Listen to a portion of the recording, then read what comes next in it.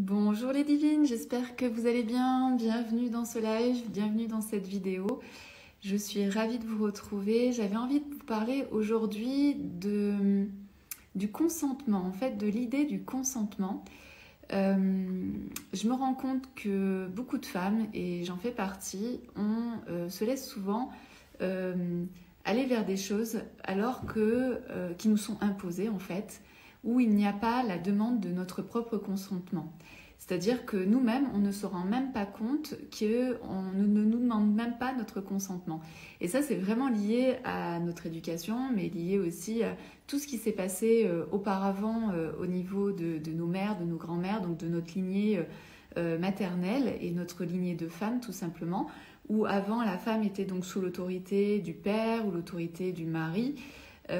Et en fait, on lui demandait de faire ci, on lui demandait de faire ça, sans que finalement il se passe quelque chose pour elle. C'est-à-dire qu'on lui demandait jamais son avis, on lui demandait jamais son consentement. Et c'est quelque chose, à mon avis, qu'on a gardé et qu'on nous a transmis.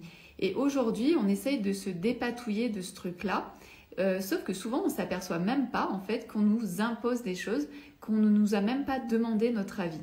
Et quand on dit non, et eh bien là, ça provoque en fait quelque sorte de guerre en fait dans la relation.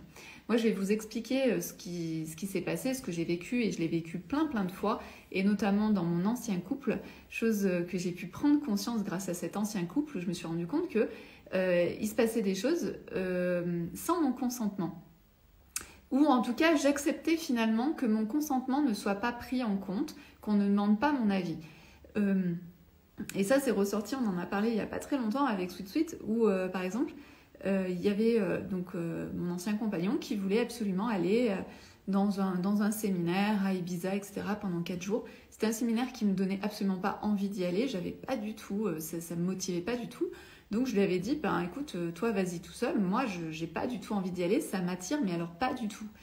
Et pendant 4 jours, il a insisté, et je disais toujours non, toujours non, toujours non. Et puis un jour, je suis rentrée en fait à la maison, et là il me dit, ça y est, j'ai réservé les places, on part à Ibiza, j'ai réservé pour le séminaire, etc. Et je lui dis, mais tu te fous de ma gueule ou quoi? Et donc en fait, j'étais vraiment prise sur le fait qu'il avait réservé l'avion pour moi, l'hôtel pour moi, les billets d'avion, la place du séminaire pour moi. C'était quelque chose qui coûtait extrêmement cher. Donc en fait, je ne pouvais pas reculer, c'est-à-dire que j'étais prise à la gorge et je devais y aller en quelque sorte. Donc j'y suis allée et forcément c'était pas dans mon truc, c'était pas dans mon délire. Donc en fait, j'ai pas passé en fait 4 jours sympas.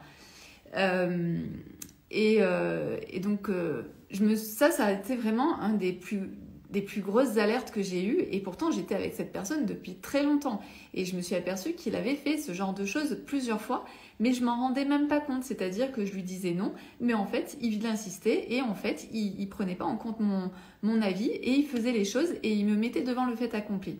Et la dernière fois en fait où il m'a mis devant le fait accompli, en fait c'est il m'a écrit en fait une lettre pour me dire en fait que de toute façon quand je serai enceinte, je serai grosse, je serai énorme et je serai moche, ok, si tu veux. Et ensuite de l'autre côté, ce qu'il m'expliquait, c'est qu'à partir de maintenant, c'était le polyamour dans notre couple. Alors pour celles qui ne savent pas ce que c'est que le polyamour, c'est pouvoir en fait être avec différents hommes pour moi et lui différentes femmes pour lui. Et qu'ils puissent partir en week-end avec l'une, partir en vacances avec l'autre, partir je ne sais pas où avec moi, etc. Et que moi, j'étais l'officielle, en fait, la principale, en fait. Et donc, il a instauré ça, en fait, dans notre couple. Mais où est le consentement? Où est mon consentement là-dedans? Et donc, au final, j'ai passé 2 semaines à essayer de le comprendre, à savoir ce qui se passait. Je lui ai proposé d'aller faire une thérapie de couple, je lui ai proposé de travailler sur lui, moi de travailler sur moi. Non, lui en fait, c'était pas ça. Lui, son objectif, c'était le polyamour dans notre couple. Donc forcément, là où j'étais devant le fait accompli, c'est-à-dire que c'était soit c'est ça, soit je sais même pas. En fait, j'étais un peu prise en otage en fait, en sachant qu'avec cette personne, j'étais avec cette personne depuis 17 ans. On avait un appartement ensemble qu'on avait acheté ensemble à Paris. On avait plusieurs entreprises ensemble, on travaillait ensemble. Moi, j'avais lâché mon travail en fait de cadre en fait pour travailler dans cette entreprise. Donc en fait, j'étais comme prise au piège. Et je crois qu'il y a aussi beaucoup de ça, c'est-à-dire qu'il y a une histoire de beaucoup de manipulation. Quand il y a des gens en fait qui commencent à ne pas respecter votre avis, ne pas respecter, vous poser la question de qu'est-ce qu'il en est et ensuite d'accepter votre vision. Je pense qu'il y a plein de choses qui se jouent derrière, c'est-à-dire des prises d'otages, des prises des manipulations, etc. Et ça, il faudrait vraiment qu'on s'en rende compte, nous, en tant que femmes, parce que ça se joue, mais à tous les niveaux, et je pense tous les jours, sans qu'on s'en rende compte. Et c'est vraiment important, le consentement.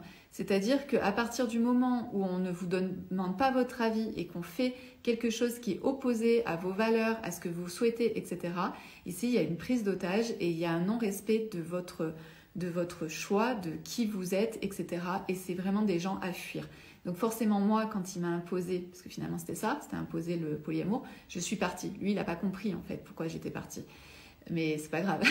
Donc j'ai tout lâché. Donc en fait, ça a été une remise en question totale de ma vie, puisque j'avais un appartement avec lui, j'avais des entreprises avec lui, et heureusement, j'avais pas d'enfants avec lui.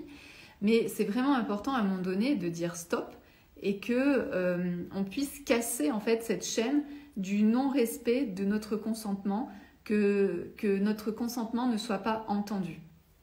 Et je pense que derrière, il y a aussi toute cette histoire qu'on a pu vivre avec le Covid, où normalement c'était un consentement éclairé par rapport au vaccin, et je pense qu'il y a énormément de gens qui n'ont pas eu ce consentement, en fait, ils n'ont pas pu prendre avec conscience leurs décisions.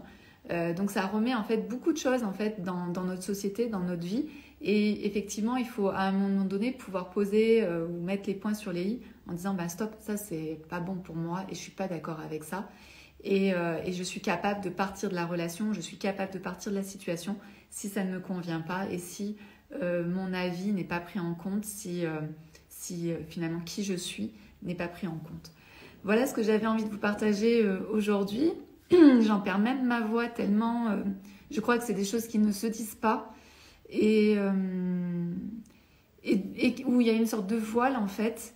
Donc si ça vous parle, c'est trop marrant.